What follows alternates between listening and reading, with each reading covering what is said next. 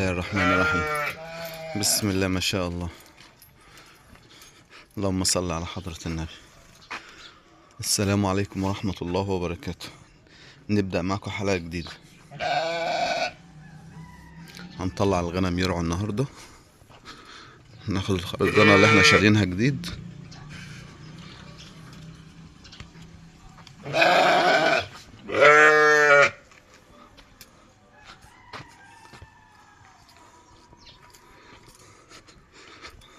وناخد الطاقية.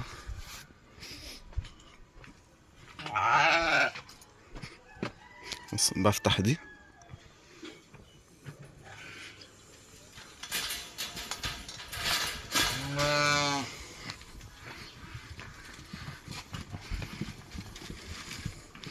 دخلوا كلوا العلف بتاع الغنم. بالراحة بالراحة بالراحة، تقفل على نفسك.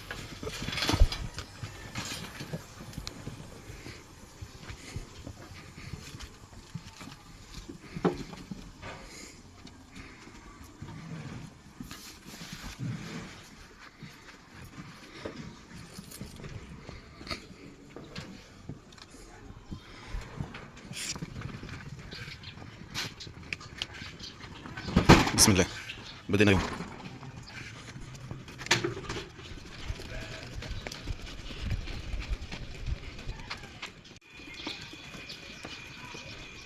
هم عارفين الطريق اللي بيروحوا يلعبوا فيه.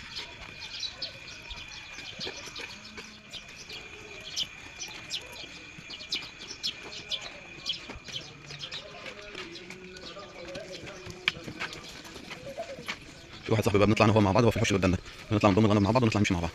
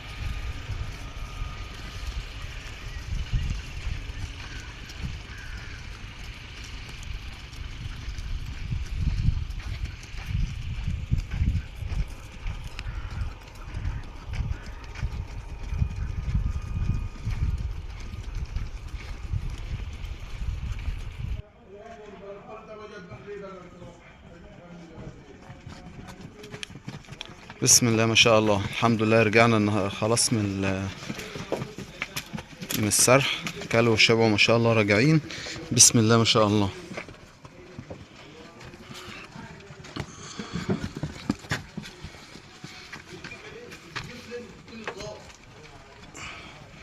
ما شاء الله، ده على وشك خالص.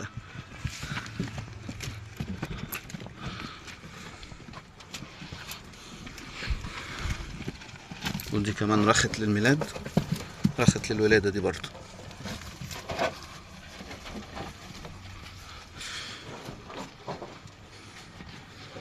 عايزين يشربوا، بس الجردل مفيهوش ميه.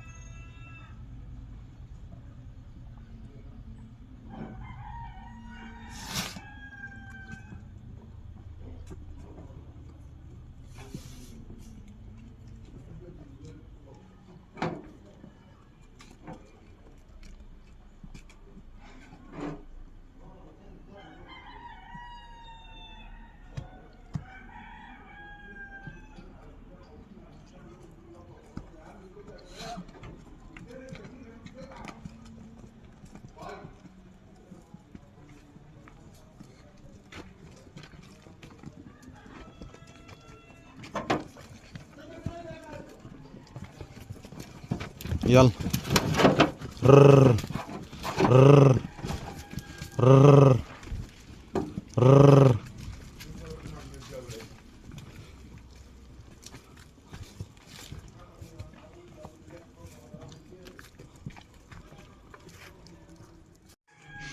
بص الخرفانة الصغيرة شافتني جبت العلف.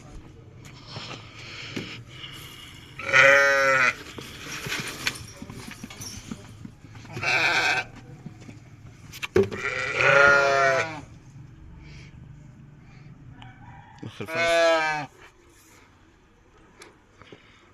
في حركة الخرفان الصغيرة بتفضل تعملها كده، بتخبط رجلها في الأرض. أيوة هي دي الحركة دي، الاتنين الكبار بس اللي بيعملوها.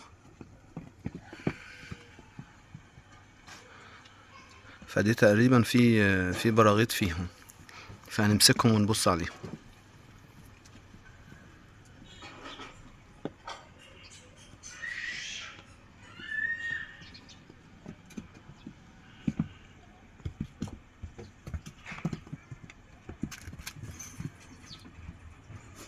قاعدين طول ما هما بياكلوا او ماشيين او في اي مكان قاعدين يخبطوا كده. هنمسكهم كده ونبص عليهم.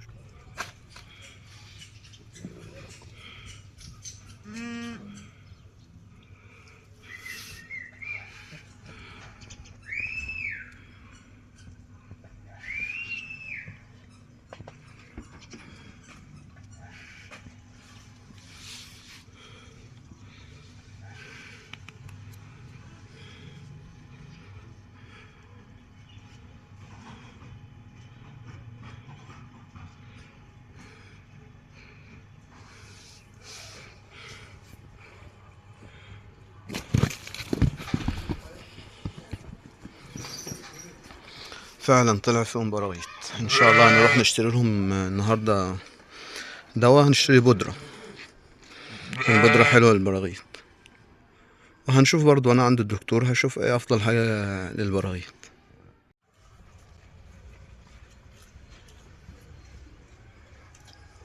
هنتكلم النهارده على تكلفة الغنم. اشتريت قد ايه وعندي كام واحدة والتكلفة قد ايه وصرفت قد ايه اكل وكل التكلفة دي. انا عندي دي رقم واحد، دي شراها والدة وراها دكرين، دي عاملة 17,000 جنيه. وديت بكرية، عشر أول بطن، عشر تقيل، رخت للولاد. ديت شراها ب9,000. ودي شراها عشر، دي أول بطن. ودي شراها عشر برضو، ده عشر تقيل، شراها ب10,000 جنيه.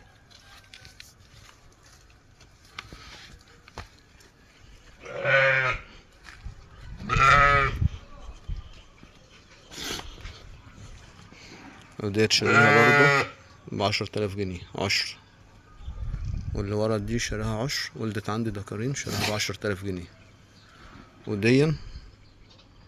ديت شراها ب9,000، ده عشر خفيف. دي 9، دي 10، ودي 10، دي 9، ودي 10، ودي 10، واللي ورا دي 17. والدكر ده شاريه ب6,000.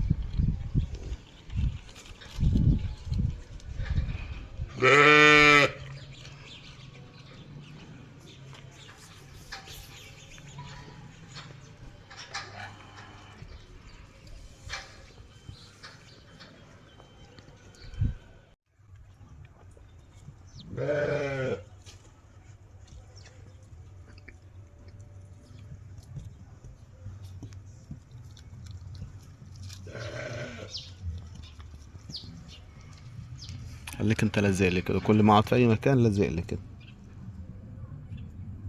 وبالنسبه للغنم برضو عندي في اللي هو بيكون عندها خراج، بيكون طالع هنا تحت الودان. اهدى بس، اهدى بس، اهدى بس، اهدى اهدى اهدى اهدى.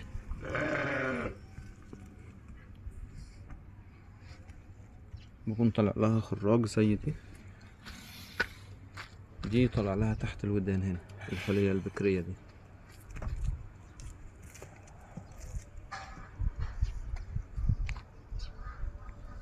في تحت ودانها ورا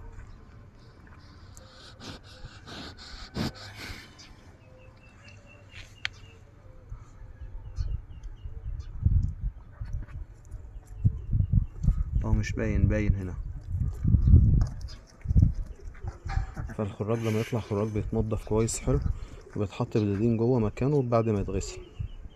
في ناس بتقول حط ملح وليمون، بس انا بحط بدادين عشان تعقم.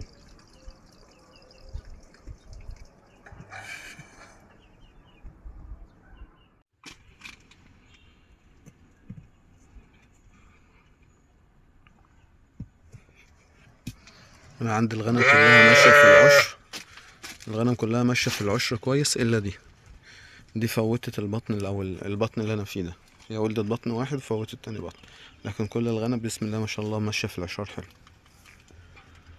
فاحنا بنتابع بنسجل كل حاجه طبعا زي ما انتوا عارفين. كل نعجه ليها فايل فيها الاسم وفيها صوره ليها وفيها ولدت امتى وعشرت امتى وخدت علاج امتى. فدي احنا مسجلين. هنشوف لو ماشيه معايا مظبوط. انا عشرتها تقريبا بقالها 45 يوم، هنعمل لها سونار ونطمن عليها ونشوف. لو مش حلوه هنزقها تتباع ونجيب واحده غيرها.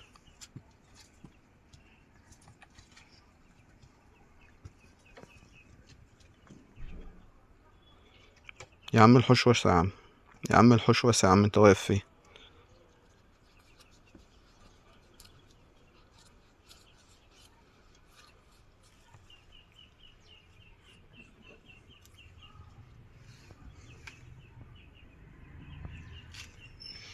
وهنا دي برضو في البوز في حته زي جرب او حاجه زي كده. لو حد يعرف علاجها ايه يكتب لي في الكومنتات. هي تقريبا في مرهم بيتباع ليها، والحته دي بتتحك حكه كويسه كده وبيتحط عليها المرهم. ان شاء الله هروح اشتري لها مرهم واحطه لها النهارده باذن الله. هي والخرفان الصغيره هنشتري لها بودره عشان البراغيث اللي فيها.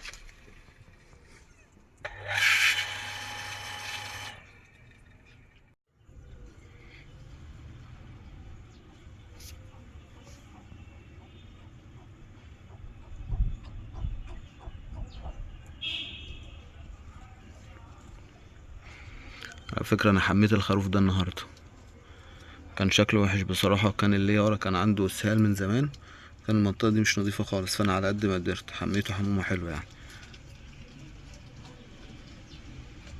بس حميته الظهريه وسبته واقف في الشمس كتير، كنت سارح بالغنم.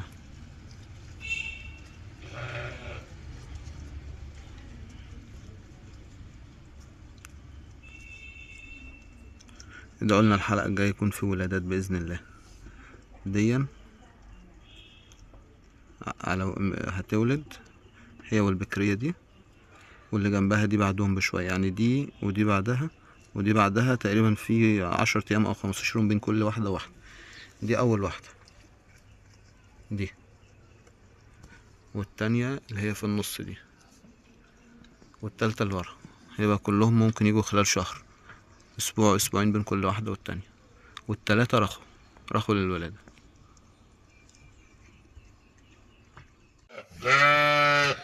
بالنسبة لتكلفة الأكل عندي، أنا تقريبا تكلفة الأكل عندي تقريبا 10% بس، لأن أنا بسرح بالغنم كل يوم ساعتين الصبح وساعتين آخر النهار. الغنم بترجع شبعانة، بتاخد علفة واحدة. يعني أنا بشتري شكارة علف على شكارة دشيشة على شكارة ردة تقريبا ب2000 جنيه 1800 جنيه. دول بيكفوني الشهر وممكن أكتر كمان من الشهر، لأن أنا اليوم اللي بطلع بيه وبياكلوا معايا مثلا أكل كتير أيام الرز، لما بسرح ممكن ياكلوا رز ياكلوا غلة ياكلوا الكلام ده، فما بعلفش الغنم، فالغنم بتكون شبعانة معايا.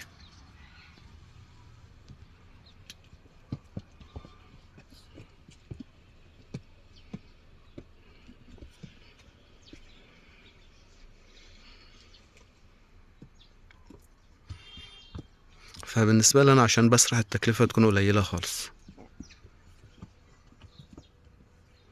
وأنا كنت الأول ما بعلفش أصلا، بس لقيت الغنم عندي في الرضاعة، الغنم اللي بترضع اللبن بتاعها بيكون قليل، فما بتاخد علفة وبالذات قبل الولادة. يعني انت الغنم عندك العشر قبل الولادة اديها علفة 15 يوم، كل يوم كل يوم علفة قبل ما تنام، عشان تحضر لبن حلو معاك. وبعد الولادة هتبقى معاك في الرضاعة تمام 10/10، تبقى والدة واحد والدة اتنين مش هتلاحظ فيها أي فرق. زائد طبعا الحديد اللي أنا عامله ده الغنم بتعدي منه، الغنم الصغيرة ده بيفرق جدا مع الغنم، بيخلي الغنم ما شاء الله الخروف سابق سن الخرفان الصغيرة دي.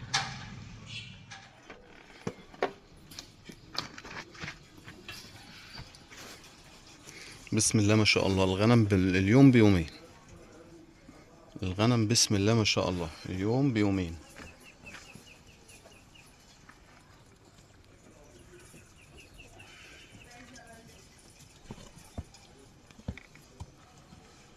بعد من هنا يروح يشرب مية ويرجع يدخل تاني.